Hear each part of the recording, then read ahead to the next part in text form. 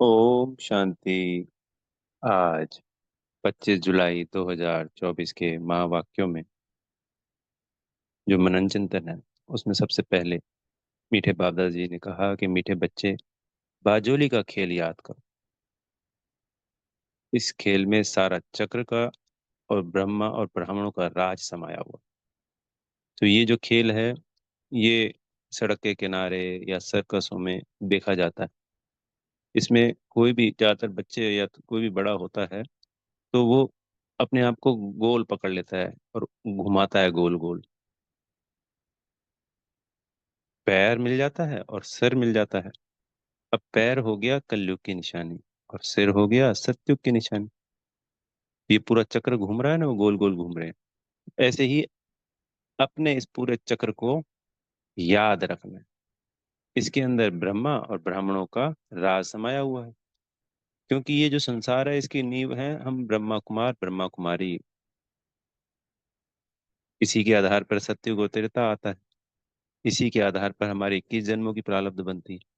और जो बच्चा इससे भी ऊंची प्रारब्ध बना लेता है, तो द्वापर और कलयुग में भी इस प्रारब्ध का सहयोग मिलता है। जो गुण शक्तियां होती हैं वो 100% समाप्त नहीं होती हैं। 8 कलाएं द्वापर में भी विद्यमान होती हैं। तो वो हमारे को गुण शक्तियां वहाँ काम में आती है ना, जब हमको उस रावण की दुनिया में रहना होता है। तो हम इन्हीं गुणों और शक्तियों के आधार पर सही तरीके से जीवन यापन करते हैं। जीवन जीने की कला हमेशा बुद्धि में रहती है, जो बाबा ने हमें इस पुरुषोत्तम संगम युग पे सिखाई है। तो जहाँ पे पैर और सिर मिल रहा होता है, उसके जो बीच की जगह, वो है पुरुषोत्तम संगम युग।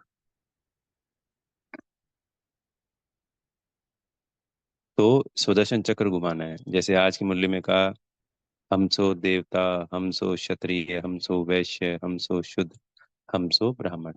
बाबा ने एक बात बोली आज मुरली में बहुत सुंदर, कि सो जरूर लगाना। तो सो का अर्थ होता है ही, यानी हम ही देवता थे, हम ही क्षत्रिय बने, हम ही वैश्य, ऐसे।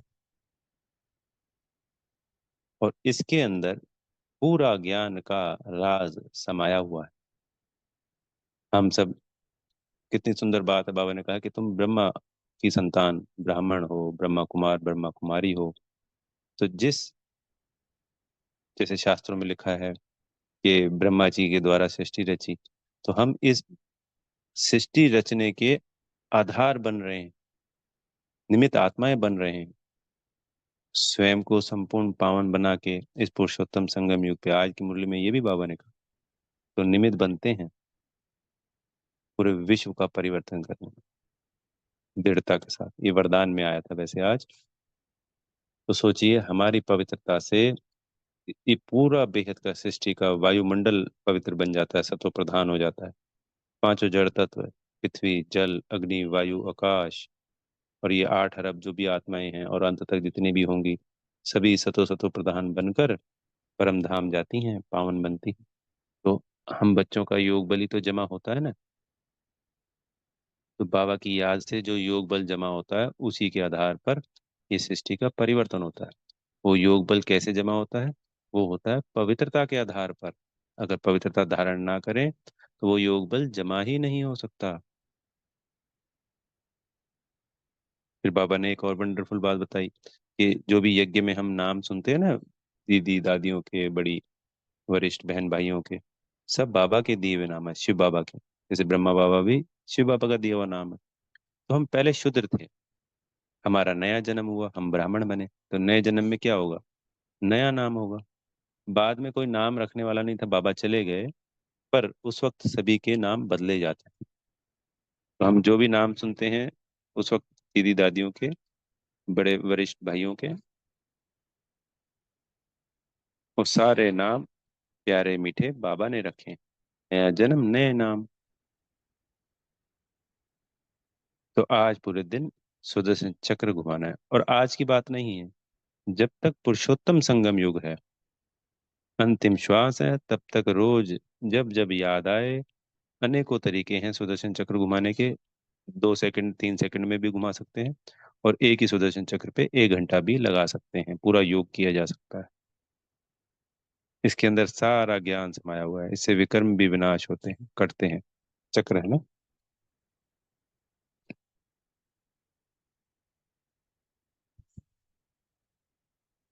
अनेक अनेक लाभ है, राजाई भी मिलती है, पूरा ज्ञान याद आता है। आज जो हम कहते हैं कभी कभी परिस्थितियां आ गई, तो वो परिस्थितियां भी कटती हैं हर चीज में। अनेक अनेक लाभ है, बोले इसके पता ही नहीं हमें कि कितने लाभ। फिर बाबा ने आज कहा कि संगम युग पर बाप से कौन सा वर्षा बच्चों को मिलता है। तो बहुत सुंदर बात बताई बाबा ने, ईश्वरीय बुद्धि। तो ईश्वर में जो गुण है वह हमें वर्ष में मिलते हैं, और हमारी बुद्धि हीरे जैसी पारस बन जाती है, और सर्व गुण, सर्व शक्तियां, सर्व खजानों से हम आत्मा भरपूर हो जाती है। कितना वंडरफुल खजाना है ये खजाना। बाबा, स्थूल खजाना तो यानी कि 21 जन्मों का वर्षा तो मिलता है, पर ये खजाने वरदान ये आत्मा में समाहित हो जाते हैं। तो ये पूरे 5,000 वर्षों तक चाहे कम ज्यादा चलते ही चलते हैं सभी बच्चों के, जो जितना प्राप्त कर ले। जो 100% प्राप्त करेगा तो उसके ज्यादा चलेंगे, किसी ने 50% प्राप्त किया तो उसके कम चलेंगे भाई। तो संपूर्ण पावन बन बाबा की याद से, मन मना भव के महामंत्र से, हमें इस पुरुषोत्तम संगम युग पर सर्व गुणों को, सर्व शक्तियों को, सर्व खजानों को, सर्व वरदानों से भरपूर होना है।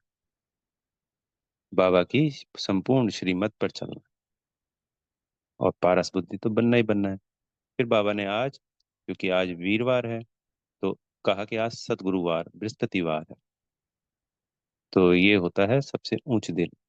तो अलग अलग दिन का अलग अलग महत्व है। तो इस दिन क्या करते हैं, जब बच्चा पहली बार स्कूल जाता है तो सरस्वती की पूजा भी। और इस दिन, क्योंकि ज्ञान के ऊपर आधारित है, बाबा है मुख्य ज्ञान का सागर, ये भी आज बाबा ने कहा कि ये याद रखना है कि मैं ज्ञान का सागर हूँ। तो स्कूल में बिठाते हैं इस दिन बच्चों को, कॉलेज में पहला दिन कोशिश करते हैं कि वीरवार के दिन जाए। तो इसको कहा जाता है वृक्ष प्रति डे। तो ये जो निराकारी झाड़ है और ये जो साकार झाड़ है, इस वृक्ष का, झाड़ का पति यानी मालिक कौन है, शिव बाबा। तो उस मालिक का जो दिन है, जो सतगुरु है हमारा, जो सबको बेहद की आत्मा बच्चों को मुक्ति, जीवन मुक्ति देता है, तो इन 7 दिनों में सबसे बड़ा, सबसे शुभ, सबसे ऊंच दिन कौन सा हुआ, आज का दिन।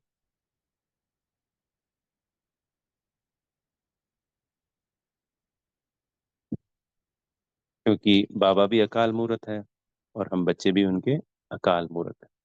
तो वहां परम धाम में भी आपने फोटो चित्रों में देखा होगा कि बाबा ऊपर बीज रूप में, और पूरे झाड़ में किरणें आ रही हैं, और पूरा झाड़ उन्हीं के अंडर में है। और यहाँ पे भी इस झाड़ की स्थापना कौन करता है, शिव बाबा। अगर ना आए तो क्या ये झाड़ बन सकता है, ये सृष्टि चल सकती है?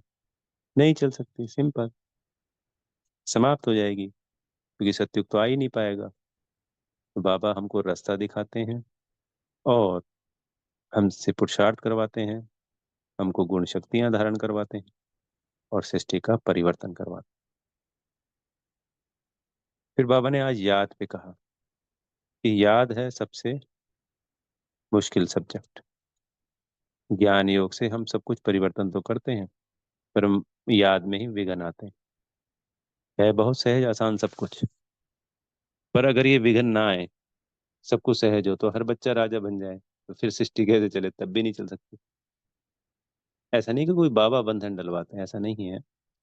ये नेचुरल होता है। ये जो संसार है, तमो प्रधानता फैली हुई है, रावण का राज्य है।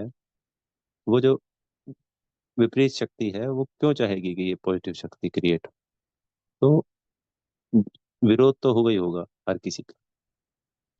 तो वहां पे ये विरोध होता है, तो हमें उसके ऊपर जीत पानी होती है। तो बाबा ने कहा कि हर कल्प कल्प आप माया जीत बने हो, हर कल्प कल्प आपने सृष्टि का परिवर्तन किया है मेरी याद से, तो इस कल्प भी हुआ पड़ा है। जब बाबा को याद करते हैं तो दिन में अनेकों बार मेरा ज्ञान का सागर, और किसी और को भी जब हम बताते हैं कि शिव बाबा कौन है, तो ज्ञान के सागर, शांति के सागर, सुख के सागर बाबा। ये महिमा करने से हमने जो 63 जन्मों में परमात्मा की गलानी की है अनेकों जन्म, उसका कट होता है। आज महिमा करी, सुगलानी करी, अनेकों अनेक बार कण कण में कहा, अनेक प्रकार से करी। तो कोई महिमा करके बाबा को खुशी नहीं होती, उसमें हमें संतुष्टता मिलती है। और जब हम गुणों की प्रशंसा करते हैं, महिमा करते हैं, तो वो गुण हमारे में आते हैं, ये नियम है। तो इसके भी अनेकों अनेक लाभ हैं, इसलिए हमेशा मनी मन भी बाबा की महिमा करते रहना। वो पतित पावन है, भाग्य विधाता है, रचनाकार है, रचयिता है,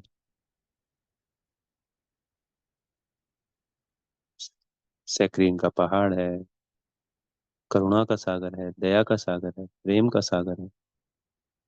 इस तरीके से हमारे तिरसठ जन्मों में जो हमने गलानी की है, वो भी खत्म होएगी, वो भी एक पाप चढ़ा सर पे। और आज अब वो गुण शक्तियां भी हमारे में सम्मानित होंगी। और सच्ची सच्ची शांति के लिए कहा। संसार में शांति का प्रयास करते हैं, पर शांति तो हो ना सके। सच्ची सच्ची शांति तो सिर्फ वही दो युग है। कौन सा?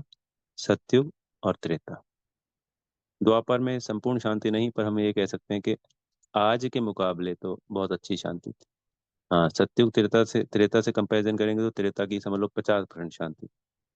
तो द्वापर ठीक ठाक है। वहां तो संपूर्ण शांति है सतयुग और त्रेता में, पर द्वापर में ठीक ठाक शांति। तो मन मना भव, याद करते करते मन मन संपूर्ण पावन बन, बाबा की श्रीमत पे चल, सदा सदा के लिए माया जीत बनना है। वरदान में बाबा ने कहा, निर्बल से बलवान बन, असंभव को संभव करने वाली हिम्मतवान आत्मा भव। तो हिम्मत बच्चे मत दे पाप। तो इस वरदान के आधार पर हिम्मत का पहला दृढ़ संकल्प किया कि हमें पवित्र बनना है। बाबा ने कहा, कोई भी कार्य कर रहे हैं, हमें नहीं हो पाता है या हमें कुछ है, तो पहले सिर्फ संकल्प करना है दृढ़ता के साथ, और उसमें लग जाना है। ये परवाह नहीं करनी है फेल हो जाएंगे, ये कच्चे संकल्प नहीं आने देने हैं। बस कर लेना है। इसका रिजल्ट क्या आएगा, मुझे आता नहीं है, कोई भी नेगेटिव संकल्प नहीं। दृढ़ता के साथ, हाँ बाबा ने कहा है, हुआ पड़ा है। तो हमारी उस दृढ़ता के साथ बाबा की जो हिम्मत की शक्तियां हैं वो हमें रिसीव होंगी। वो कार्य सचमुच हुआ पड़ा है। मान लीजिए पहली बार में हमें 50% सफलता मिलती है, पर 0 से 50 पे तो आ गए, तो सेकंड टाइम उसको करेंगे तो 100% हो जाएगा। पहली बार में भी 100% सफलता मिलती है, ऐसे अनेकों अनेक बार हुआ है। वो है संपूर्ण दृढ़ता की बात, पीछे नहीं हटना है। और रिजल्ट की चिंता नहीं करनी। मान लो फेल भी हो गए, अगर ये डर है, पर डर को क्रिएट नहीं करना है। अपने दृढ़ता के साथ हिम्मत का पूरा कदम आगे बढ़ाना है, और वो करते जाना है, करते जाना है। फेल हो ही नहीं सकते, नामुमकिन है। पर एक पर हम मान लेते हैं फेल हो गए, तो उस फेल का माइनस पॉइंट नहीं होता हमारे खाते में। हमने बाबा की श्रीमत पे हिम्मत का कदम बढ़ाया और उस कार्य को कर दिया, उसके 100 मार्क्स मिल रहे हैं। फेल पास होने के नहीं है। बहुत गहरी बात है। तो बाबा की श्रीमत पे हमें वो कार्य कर डालना है हिम्मत के साथ, बस। और वो हुआ पड़ा है, हुआ ही पड़ा है। अच्छा, ओम शांति। बेहद का धन्यवाद मेरे प्यारे मीठे बाप दादा जी का।